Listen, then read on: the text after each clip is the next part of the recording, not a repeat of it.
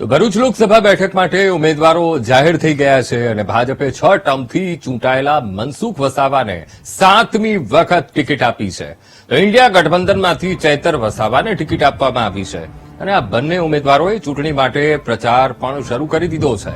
ભાજપના ઉમેદવારે વિકાસના કાર્યોને લઈ મતદારો સુધી જવાની વાત કહી છે, જ્યારે ગઠબંધનના ઉમેદવાર ચૈતર વસાવાએ ખેડૂતો, સ્થાનિકો અને શિક્ષણની સમસ્યાને લઈ મતદારો સુધી જવાની વાત કરી છે.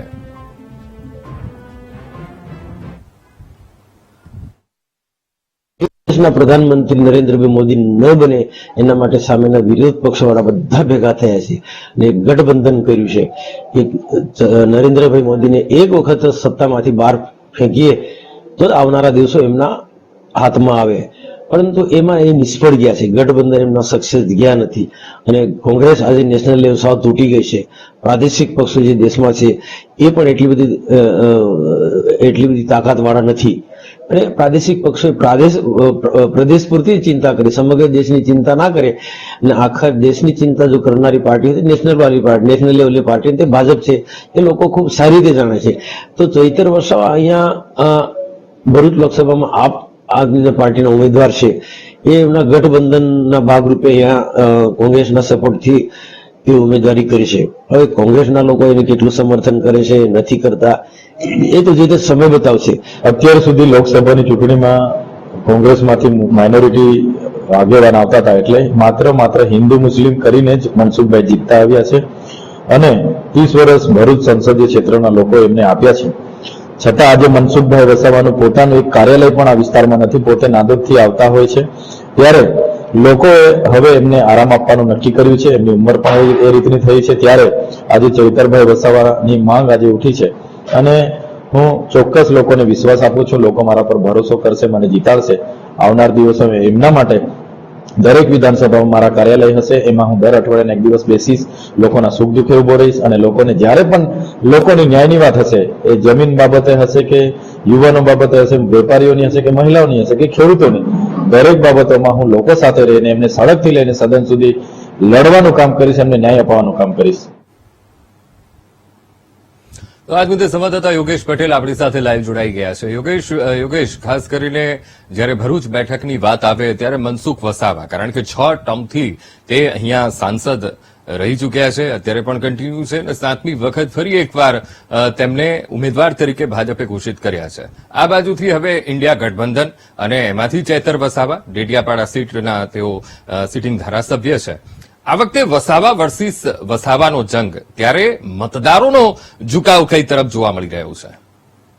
જી ચોક્કસથી જણાવે જે પ્રમાણે ભાજપે લોકસભાના ઉમેદવાર તરીકે મનસુખભાઈને સતત 7મી વખત રિપીટ કર્યા છે અને તેઓ 6 ટર્મથી સતત જીતતા આવ્યા છે. અને પહેલા તો ભાજપની ટક્કર સીધી કોંગ્રેસના ઉમેદવાર સાથે થતી હતી, પરંતુ આ વખતે ઇન્ડિયા ગઠબંધનમાંથી આમ આદમી પાર્ટીના ઉમેદવાર ચૈતર વસાવા અને ચૈતર વસાવા એક ડેડિયાપાડા વિધાનસભા સભ્ય છે, પરંતુ આ વખતે તેઓને લોકસભાના ઉમેદવાર તરીકે જાહેર કરવામાં આવે છે. તો ભરૂચ લોકસભાની જે બેઠક છે તેની અંદર સૌથી વધુ મતદારો છે એ આદિવાસી સમાજ છે. એટલે ચોક્કસથી આજે આ જે લોકસભાનું જે ચૂંટણી આવી રહી છે એની અંદર ચોક્કસથી જે આદિવાસી મતદારો છે તેઓનું ચોક્કસથી વિભાજન થશે, કારણ કે વસાવાથી વસાવા છે અને એક તરફ જો કોંગ્રેસનો ઉમેદવાર નથી, તેને લઈને જે આદિવાસી મતદારો છે એ વસાવાથી એટલે ચૈતર વસાવા અને એક તરફ મનસુખ વસાવા છે તેઓને મત આપશે. પરંતુ આ જે બે ઉમેદવારો છે તેઓને લઈને ચોક્કસથી આદિવાસીના જે મત છે તેનું વિભાજન થશે અને હજી છોટું વસાવા પણ આ ચૂંટણીમાં ઝંપલાવાના છે એવું અત્યાર સુધી માહિતી સામે આવી છે. જો છોટું વસાવા પણ આ ચૂંટણીમાં ઝંપલાવે તો ચોક્કસથી આદિવાસીના જે મતો છે તેઓ 3 ભાગમાં વહેંચાશે અને જેનો સીધો ફાયદો ભાજપને થશે, કારણ કે છેલ્લા 6 ટર્મથી મનસુખ વસાવા સતત જીતતા આવ્યા છે અને તેઓ પણ એક આદિવાસી નેતા છે. અને ગત 2019ના ઇલેક્શનની વાત કરીએ તો 2019ની અંદર પણ છોટું વસાવાને 6.37 લાખ મત મળ્યા હતા અને તેઓ 3,33,000ની લીડથી તેઓ જીત્યા હતા. યોગેશ, ખાસ કરીને જમીની સ્તર પર મતદારોનો મૂડ જાણવાનો તમારી પાસેથી પ્રયત્ન કરવો છે કે અત્યાર સુધી મનસુખ વસાવા આ બેઠક પરથી સતત જીતતા આવ્યા છે. આ વખતે અલગ વાત છે, કારણ કે મતદારો પણ વિભાજિત થશે, કારણ કે આદિવાસી પ્રભુત્વ ધરાવતી આ બેઠક છે અને આદિવાસી મત એ નિર્ણાયક સાબિત થતા હોય છે. અત્યાર સુધી એ મત એક તરફી હતા. આ વખતે જંગ ક્યાંક ત્રિપાંખ્યો, કારણ કે જે રીતે આપે કહ્યું કે છોટુ વસાવા પણ મેદાનમાં ઉતરી શકે છે, ત્યારે ખાસ કરીને જમીની સ્તર પર આ ત્રણેય નેતાઓની પકડ કેવી છે એ આપણી પાસેથી જાણવું છે.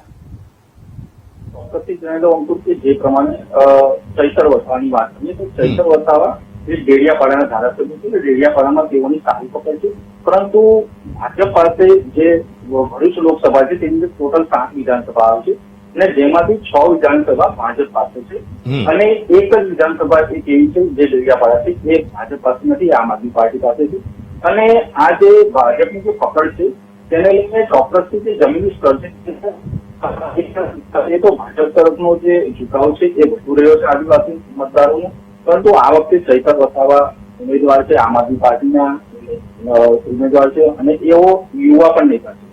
અને જમીન સ્તર પર જોવા જાય તો જે ડેડિયાપાડા વિસ્તાર છે ત્યાં આગળ તેઓની લોકપ્રિયતા વધુ છે અને ત્યાંના જે ગ્રામ્ય વિસ્તારો છે તેની અંદર પણ ચૈતર વસાવાની પકડ ખૂબ સારી છે. પરંતુ મનસુખભાઈ વસાવા એક એવી વ્યક્તિ છે કે જેઓની ઉપર આજ દિન સુધી કોઈ પણ મતલબ કે કોઈ પણ આરોપ લાગ્યો નથી કે કોઈ પણ જગ્યાએ કોઈની પાસેથી કહી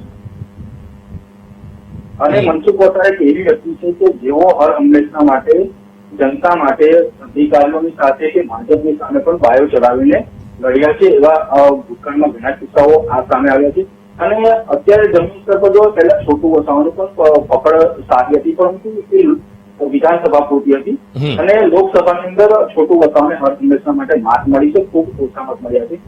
અને વાત કરવા જોઈએ ભૂતકાળની અંદર તો કોંગ્રેસને પણ ભાજપ પછી બીજા નંબર ઉપર કોંગ્રેસ આવતી હતી, પરંતુ આ વખતે ચૈતર વસાવા છે જમીન સ્તર પર જે મત છે એ મનસુખ વસાવા તરફ ઝુકાવ કરશે આદિવાસી મતોનો, એવું અત્યારના પરિણામ ઉપરથી જોવા મળી રહ્યું છે. બિલકુલ યોગેશ, આપ અમારી સાથે જોડાયા તે બદલ આપનો ખૂબ ખૂબ આભાર.